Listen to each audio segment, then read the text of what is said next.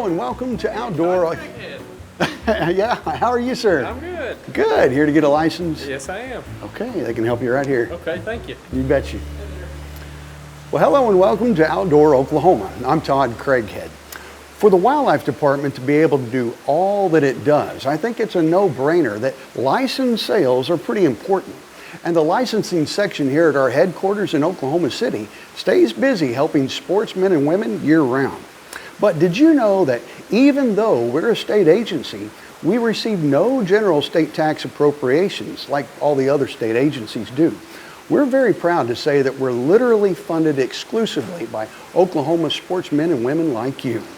A wildlife department funded by wildlife enthusiasts. Just another reason to love Oklahoma and the adventures that await you.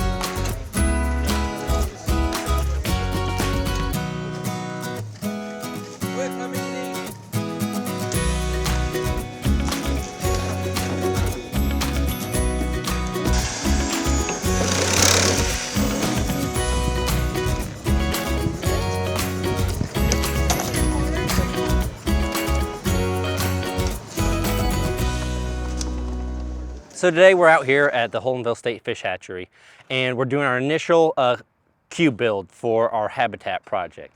So we came up with a way to fundraise some money to build what's called the Shelbyville Cube. This Shelbyville Cube is a modified Georgia cube. It sits a little bit taller.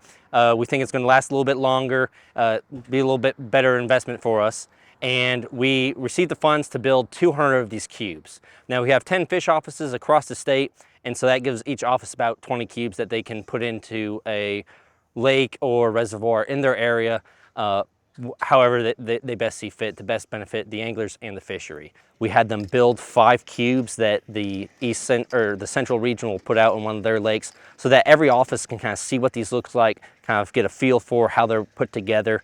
We had them load up with their pipe, their PVC, their corners, all the pieces they need to do this back at their home office and send them on their way to, build them back where it'll be the best spot for them. So this was to provide fish habitat in our reservoirs across the state. As these reservoirs age, the existing habitat, the trees, the stumps, they all break down and they don't provide the same benefit to the fish in the fishery that they once did. So what we do to make up for that oftentimes is we drop cedars or other hardwood tree or some different hardwood trees into these reservoirs to provide a place for the fish to kind of more or less call home, a place for them to kind of be able to feed or find refuge from predation. The other benefit is that they concentrate the fish concentrate there, making them an easy target for anglers. The Shelbyville Cube is an artificial piece of habitat, so it's not something that naturally occurs, but it's something we were interested in building for their longevity and the cost effectiveness of these cubes. So we're able to put these out and we expect them to last at least 10, if not maybe 15 years out in the reservoir. Compared to our brush piles that we have to go out and we have to refurbish those about every 3 to 6, 7 years. So these are out for a much longer term investment. And we're trying these out, seeing how much we like them. Brush piles, cedar piles, there's something we're always going to do, but this is another tool in the toolbox that can better benefit the anglers. It's not going to get snagged on people's hooks as easy, and it's going to provide us some other benefits in terms of vertical habitat as well. So we have sand in the bottom. That helps it keep it weighted down, because when this thing drops into the water column, we want to make sure that it sits upright at the bottom. So we have the base is weighted. It's weighted with that sand. We have some snow fencing on the bottom as well. That way, if you drop it onto a muck bottom, it's not going to sink down as deep into the substrate on the bottom. It keeps it elevated, so it's actually providing the intended use for fish. Also with that, The bottom piece of corrugated tubing has bricks in it. That's an additional weight down there. That way the bottom, again, is really weighted down. It goes down like it's supposed to, and when the wave action comes across these things, they're going to stay up. The corners in the bottom and the top are also vented. We've drilled holes into those that lets the water come in, fill that structure quickly, lets them sink quickly with the air escaping off the top. Have caps in the bottom where the sand is. So we have little red caps, and that helps keep the sand where it's supposed to be, as opposed to leaking out those holes in those elbows while that water's rushing in. Then towards the top, we have all that black corrugated pipe, and that just provides kind of a branching feature, so fish can kind of hide underneath it, suspend above it, and it provides a really good piece of habitat that's going to benefit us for years to come. We're not worried about putting an artificial structure out in a water body here in Oklahoma. Many of our water bodies here in Oklahoma are artificial themselves. We've chosen materials that are durable and long lasting so that we don't have problems with littering or adding extra things to the lake. One of the other benefits of these Shelbyville cubes is their fisheries benefit. The habitat they provide is much longer lasting than like a spider block. They've done these across the nation for a long time. You know, we're kind of almost late to the party in that regard, but it's given a chance for us to evaluate how they've done in other areas and make sure that, you know, what we add is actually of immense benefit and not just something we're throwing in the lake and is, you know, washing up on shore 2 years later. Today we went through 10,000 feet of PVC pipe, 21,000 feet of 4-inch corrugated pipe, 1,600 PVC corners, 1,600 pipe stops, as well as 1,600 bricks and several tons of sand to get these things built and spread out across the state. So these cubes have a little bit more cost investment than maybe just doing a brush pile. Each one we estimated to cost about $200 to build. Now over the life of this, that's going to be about $10 to $15 a year in cost for as long as these are going to last. So what we did is we came up with a way for the anglers to help fund these so that we can provide better fishing for them. So we asked for donations on the Go Outdoors app. People donated $5, $10, $15 to help make these cubes a possibility. So for every dollar an angler donates, we end up with $4 due to our match with our licensed dollars and things like that, the way that our department is funded. So it really helps us out. Basically a donation of $50 will purchase at least one cube and put one cube in the local lake. And people can continue to donate this year and throughout the year, and we'll start getting these rolled out, and you should see them in water bodies near you pretty soon.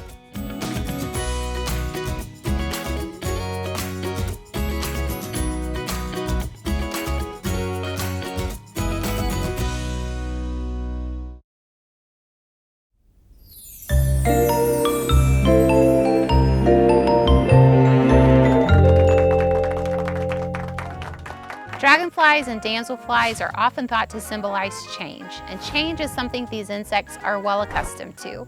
They start out as eggs deposited directly into the water, and that's where they'll hatch and spend a majority of their lives. As the underwater nymphs grow, they'll undergo multiple molts, and after a few months or even a few years, the final nymph stage will crawl out of the water and emerge as winged adults.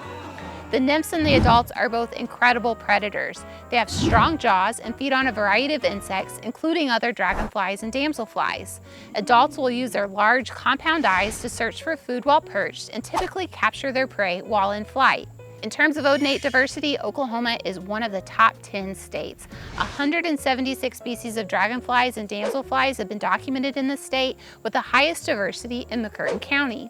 Individual species can often be distinguished by size and coloration and patterning on the wings, the head, and the body, but differentiating between dragonflies and damselflies can come down to one single trait: the way they hold their wings when perched.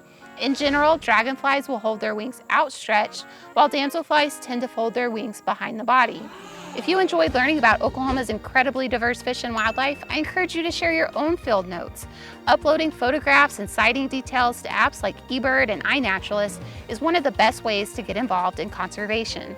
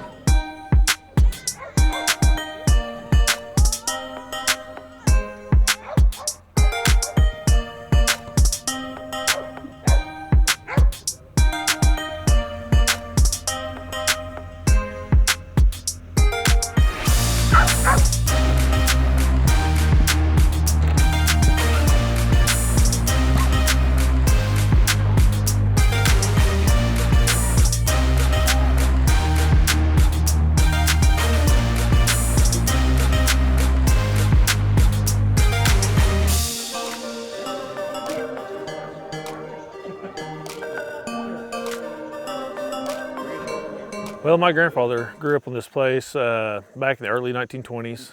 Actually, about the same time the area started getting bought up. The Department of Wildlife started buying the property up in 1926. So it actually was established in 1944 as actually a state game refuge.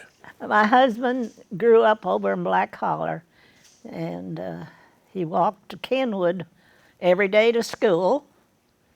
And he'd always, when we have time, we'll always come back over here and look it over, because he said, "Oh, I just love it over here." Dad, he would always tell me about this area over here that, you know, like most of the people back in, they said, well, we had to walk a mile or 2 miles in the snow just to get to school.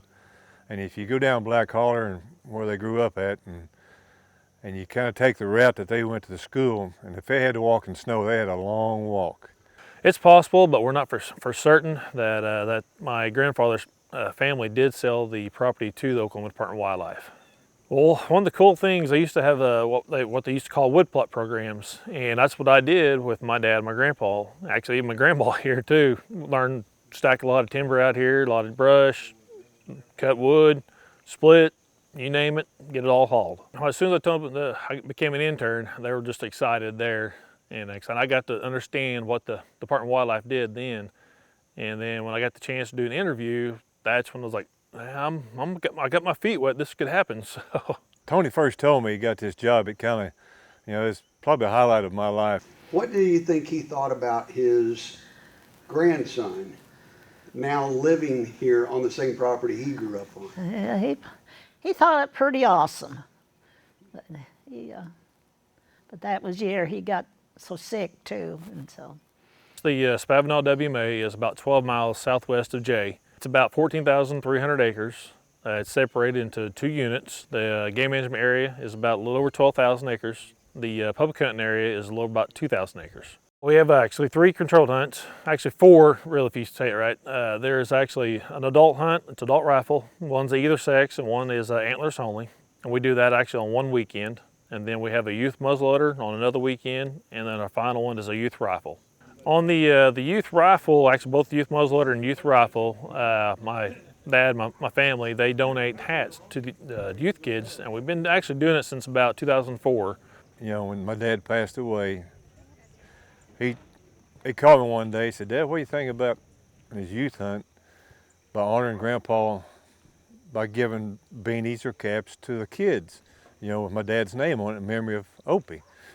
And I said, "Well, that sounded like a good idea." Well, they name it after my husband, Opie, and so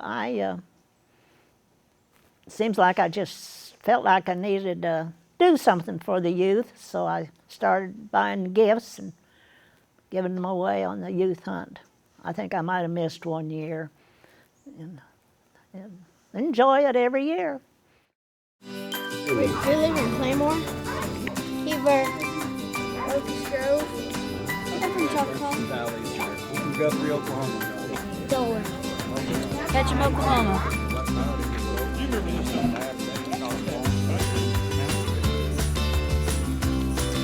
When you like my last name?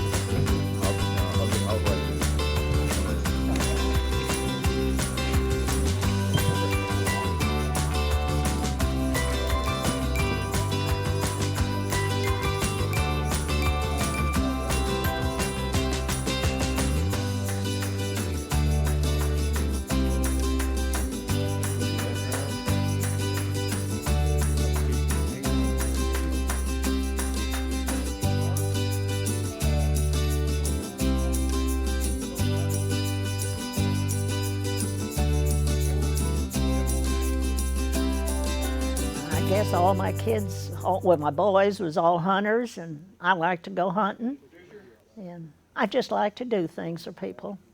And the kids enjoy it, and I enjoy it. And I don't know how many more years I'm going to make it over here. I'll be 91 years old in about 3 weeks. Heath and Raker, who was on the controlled hunt last year, Heath's wife, Jimmy Lynn, is actually a really good friend of my wife's.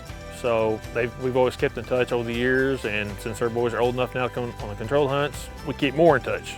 On that hunt for them, they kind of had a little dry spell the first 2 days, Friday afternoon and Saturday morning.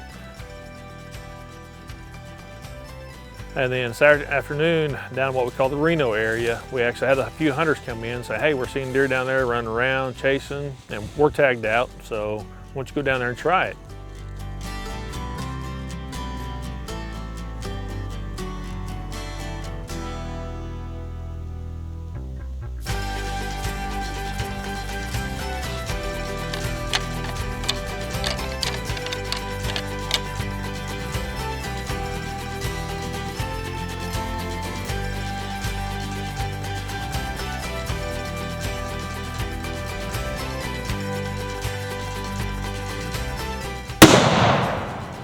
Not an hour later, we hear a gunshot, and we're like, no, this can't be. There's no way.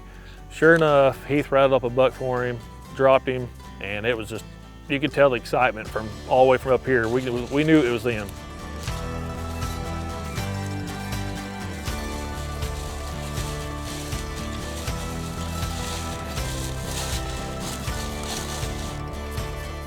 This deer did die.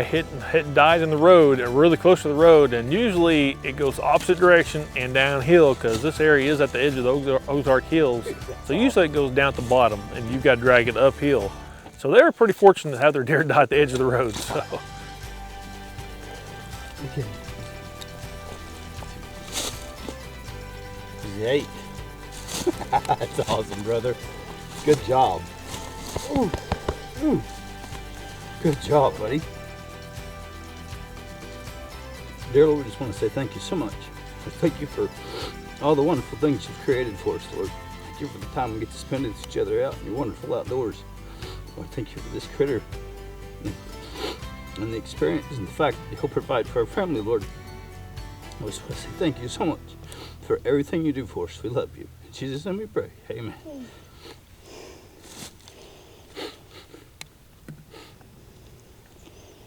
That's awesome, brother. He's in the road. In the road. This giant place. And he lands in the road. One of the unique things about the Spavinaw Wildlife Management Area, it's actually at the edge of the Ozark Flint Hills. So, I mean, if you like to go up and down, get your exercise, these hills will get you in shape. And plus, it's pretty country. And back and say originally this area was a oak pine savanna, and that's one of the main things we're trying to focus on the habitat is trying to get it back to that type of habitat. One of the greatest things with this job is actually to live on the area, and plus with my kids getting to grow up here, it's a 14,000 acre backyard, as my son says. And I mean, they go out and tromp around, and now we've got a horse, so now they're actually out there riding when they can be riding. But it's pretty cool to see that, like I said, several generations, we're actually going to be on this area. Pretty much as my kids, as they grew up here, they're actually understanding it more that it's a pretty unique opportunity to grow up on a wildlife management area. If I went into coaching and teaching, my life would have been totally different. I'd have been focused on that instead of my passion. So I knew when I actually grew up with my dad out here cutting wood plot programs, I had the passion to be outside. So this was just what I fell in love with. No, I would never thought Tony would be involved in this here. I thought he'd end up being a coach like me, but I'm glad he went in this direction, and him being a part of this kind of, adds the Crawford name back in here. I'm gonna say it's a blessing to have Tony down here and as a family member, and I just hope he continues probably till I'm gone, maybe.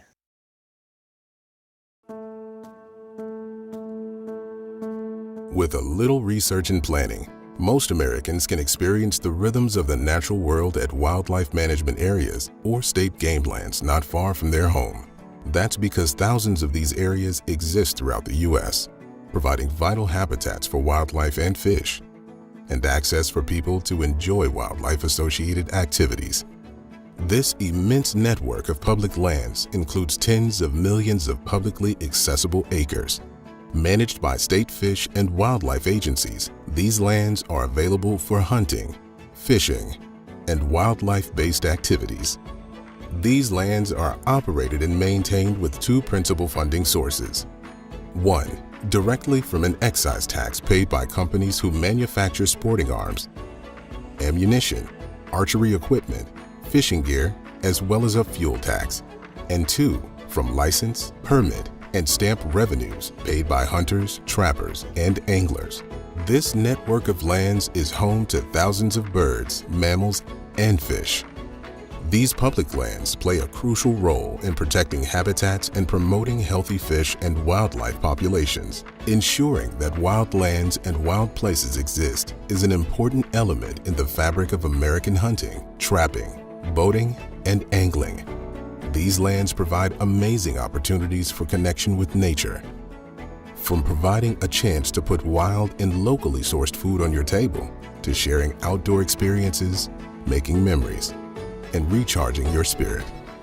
These public lands are hidden opportunities to sit in a deer stand on the edge of an open meadow, call in that elusive wild turkey in the splintered light of daybreak, hear whistling wings of waterfowl as they give your decoys another passing look, or feel that largemouth bass smack your crankbait at the edge of evening. Now, more than ever, these lands are essential parts of America's conservation heritage and outdoor lifestyle. So, what are you waiting for? Get outside and make some memories. Check your State Fish and Wildlife Agency website for locations in your area, and we will see you in the woods or on the water.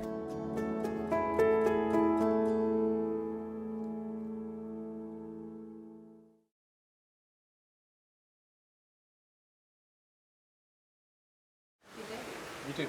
All right, they get you all fixed up? They sure did. All right, well, good luck this year. Thank you very much. I appreciate it. You're welcome. Well, we hope today's stories remind you that Oklahoma is such a perfect state to explore.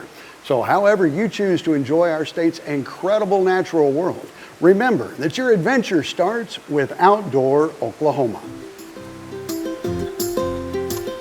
Okay.